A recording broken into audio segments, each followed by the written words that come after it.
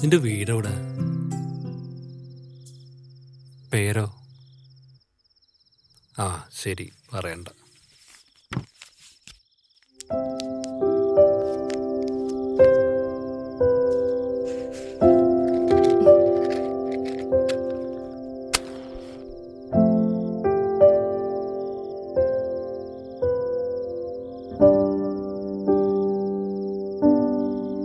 ഒരു പഫ് എന്നാ പറയാം.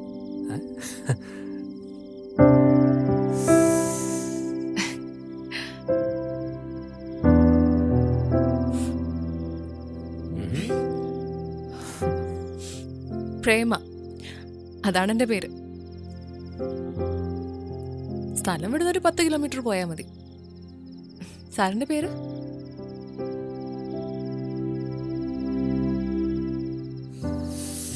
എൻ്റെ പേര് നസീർ. നസീർ നിത്യഹരിത നായകനാണല്ലോ.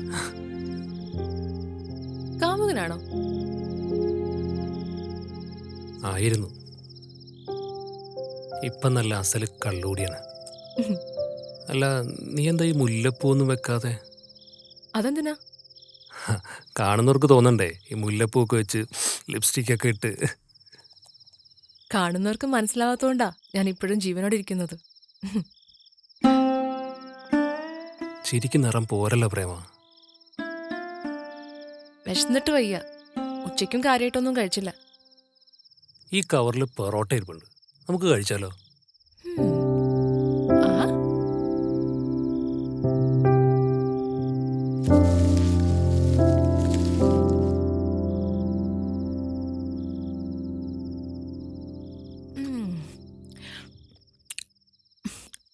ഞാനൊന്ന് ബീഫ് കഴിക്കണമെന്ന് വിചാരിച്ചേ ഉള്ളൂ. ഇപ്പൊ വീട്ടിലോട്ട് പോകാൻ പേടിയുള്ളതുകൊണ്ടാണോ എൻ്റെ കൂടെ നിൽക്കട്ടെ എന്ന് ചോദിച്ചത്? പേടിയൊന്നുമല്ല. രാത്രി പോലീസുകാരുണ്ടാവും, എന്തിനാ വെറുതെ. പിന്നെ നോക്കിയേ, നല്ല മഴ വരുന്നുണ്ട്. പിന്നെ താനെന്തിനാ ഈ പണിക്കുന്നത്? സാറ് കഴിക്കുന്നില്ലേ? ഞാൻ വാരിത്തരാം.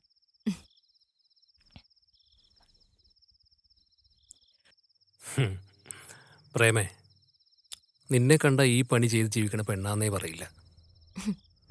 ഒരു ടീച്ചറാണെന്നേ തോന്നുന്നു. തോന്നലുകളാണ് പ്രശ്നം. ഒന്നും തോന്നാണ്ടിരുന്ന പ്രശ്നം കഴിഞ്ഞില്ലേ? നീ ഏതുവരെ പഠിച്ചു? ഡിഗ്രി.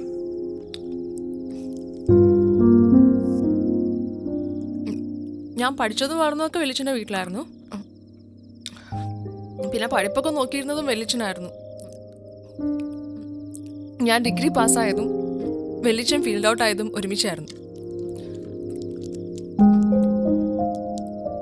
വെല്ലിച്ചൻ പാടായതിനു ശേഷം അവർക്ക് വലിയ കാര്യമൊന്നും ഉണ്ടായിരുന്നില്ല.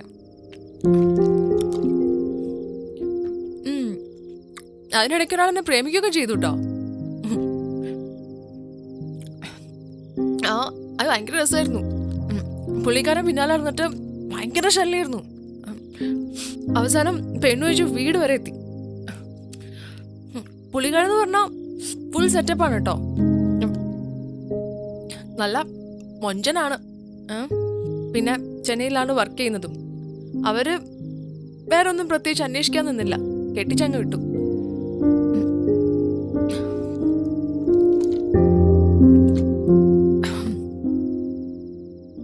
പിന്നെ പുള്ളിയുടെ കൂടെ അങ്ങ് ചെന്നൈക്ക് പോയി.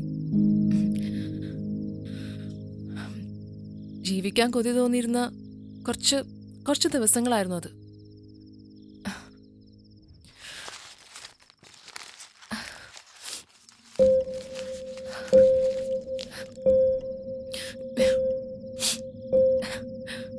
അവിടെ എത്തിയപ്പോൾ അവൻ എന്നെ നല്ല വിലക്ക് വിറ്റു.